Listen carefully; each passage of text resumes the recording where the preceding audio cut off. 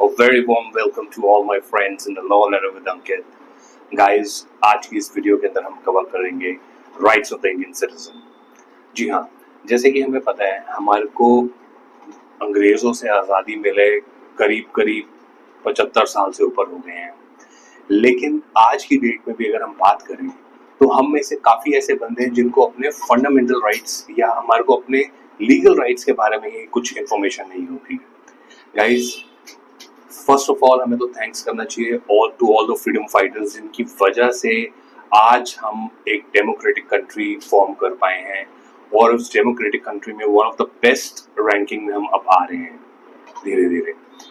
But guys, जहाँ तक ये बात आती है हमारे राइट्स, हमारे को अपने राइट्स के बारे में बिल्कुल भी इंफॉर्मेशन नहीं होती कि क्या है ये राइट्स, कहाँ से ये राइट्स आए, क्यों ये राइट्स बने। गाइस, इसका एक मैं शॉर्ट समरी आपको भी बताऊंगा कि ये राइट्स क्यों बने। गाइस, जैसे मैं पता है कि पहले के टाइम पे इतनी कुछ बेनिफिट्स फैसिलिटीज नहीं होती थी।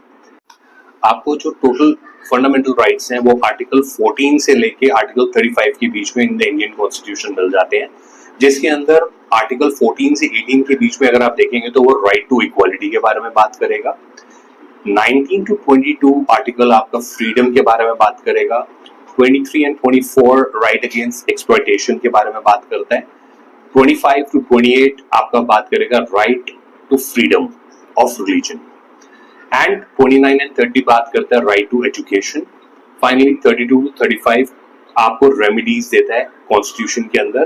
गाइस, ये सारा हमने इसीलिए फॉर्म करा था ताकि कोई भी ह्यूमन बीइंग जो कि इंडियन सिटीजन है उसके राइट्स अगर इक्वालिटी के, फ्रीडम के, एक्सप्लॉयटेशन अगर हो रहा है उसका कहीं पे भी वर्क एनीवेयर, या उसको रिलीजन बाउंड हो रहा है कि आपको एक रिलीजन अपनाना पड़ेगा जबरदस्ती फोर्सफुली, आपको एक रिलीजन छोड़ना पड़ेगा गाइस।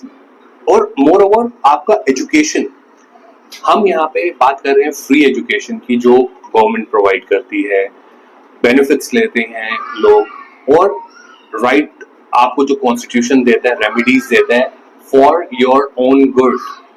गाइस, हम उसके बारे में बात कर रहे हैं यहाँ पे।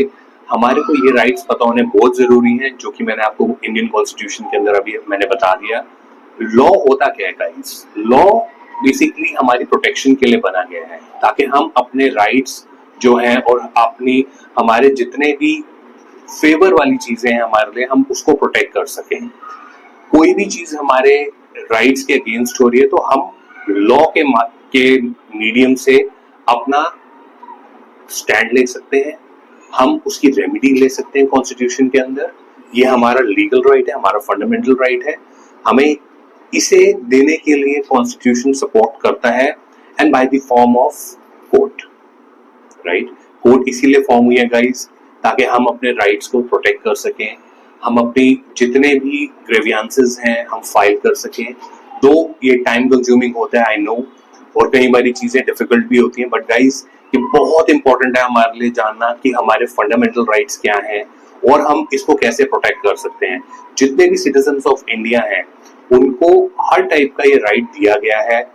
और लॉ बेसिकली क्या कहता है, एक बेसिकली आपका रूल्स एंड रेगुलेशंस के बारे में करता है जो कि एनफोर्स होता है सोसाइटी के ऊपर, गवर्नमेंट के ऊपर, कि बाउंड होती है सोसाइटी उसको अपनाने के लिए।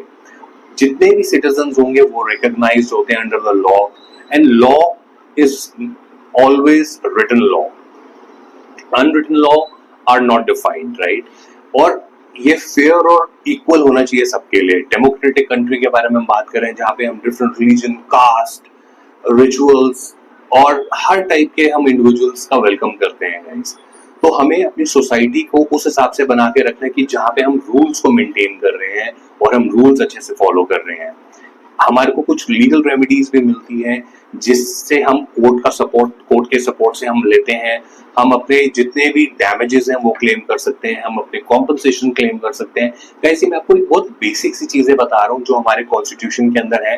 बेसिस ऑन दैट हम अपना स्टैंड ले सकते हैं। आई होप आपको आज की ये वीडियो बहुत अच्छी लगी होगी, and please guys do like, subscribe and press the bell icon for more updates on law. Thank you very much. You have a good day.